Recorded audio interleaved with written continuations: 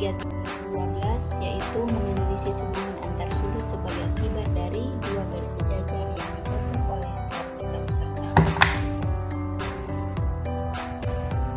Indikator pencapaian kompetensinya ada 4, yaitu ciri-ciri menentukan ciri-ciri garis sejajar, menentukan ciri-ciri garis perpotongan, menentukan ciri-ciri garis berimpit, dan menentukan kedudukan dua garis. Lanjut, bentuk dari bidang.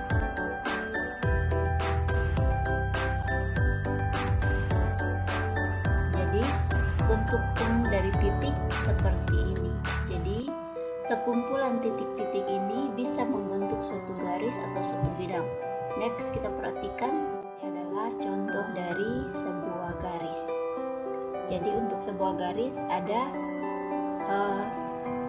sebuah garis yang sebenarnya dihubungkan oleh titik-titik tertentu sehingga membentuk garis. Nah, bentuk dari bidang seperti ini. Jadi di dalam suatu bidang bisa ada titik dan juga bisa ada garis. Kita lanjut.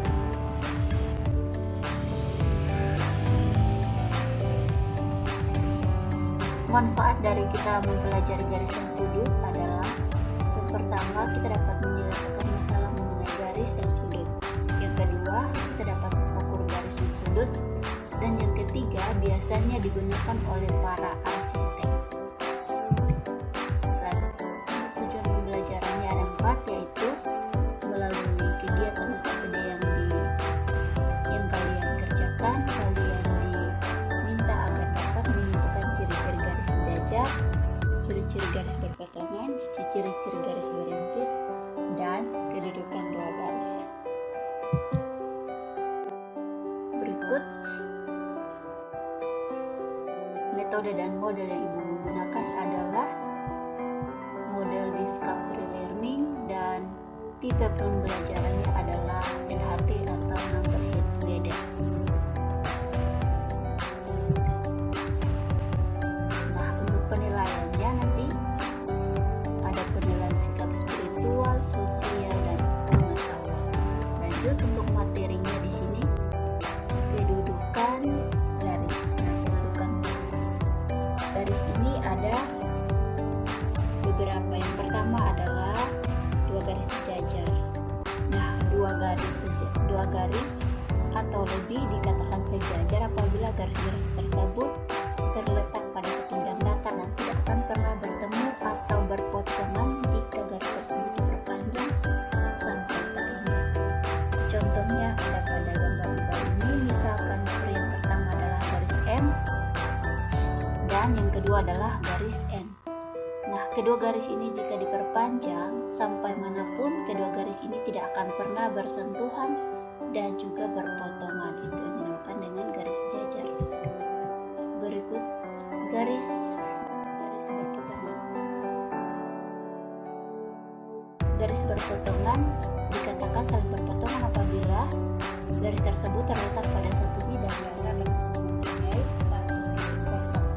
Contohnya kita perhatikan pada bagian kubus di sini. Nah, di sini ada kubus A, B, C, D dan kubus dan E, F, G, H. Nah, amati garis AB, garis AB dan garis BC. Tampak bahwa garis AB dan BC berpotongan di titik B, di mana kedua terletak pada bidang ABCD. Dalam hal ini, garis AB dan garis BC dikatakan berpotongan karena ketika kita memperpanjang garis AB dan memperpanjang garis BC, maka keduanya akan berpotongan di titik B.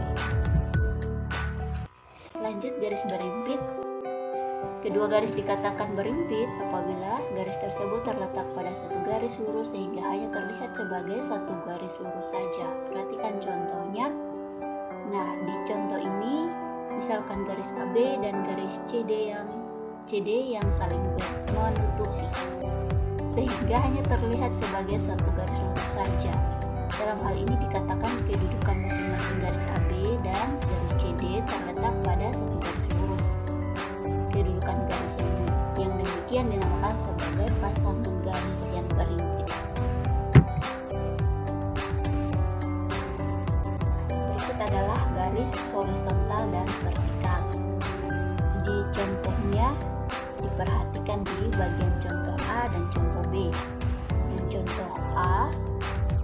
adalah neraca,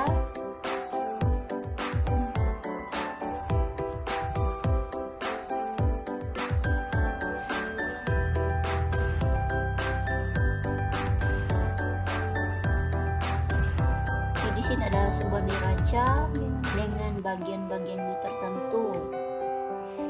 Perhatikan bagian penyangga dan bagian lengan yang berada di atasnya, kedudukan bagian tiang dan lengan. Jadi yang dikatakan vertikal adalah tiang penyangga dan lengannya adalah bagian dari horizontal. Contohnya juga ada pada garis koordinat seperti ini.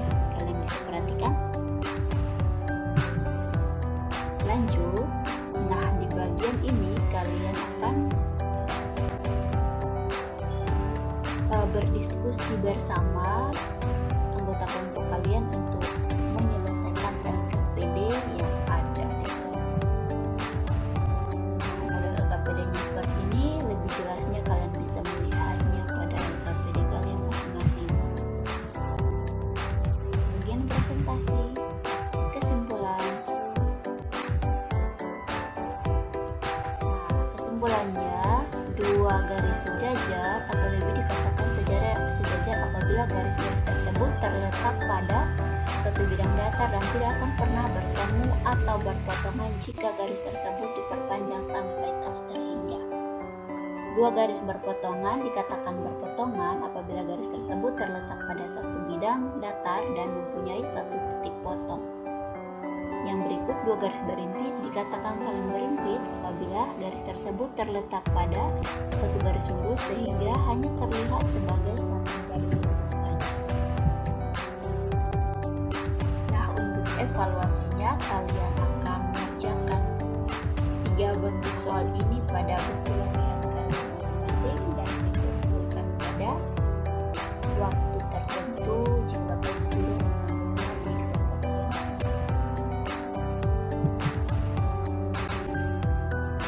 akan melanjutkan pertemuan berikutnya di minggu berikutnya dengan materi hari ini, dan subbabnya adalah tentang sudut.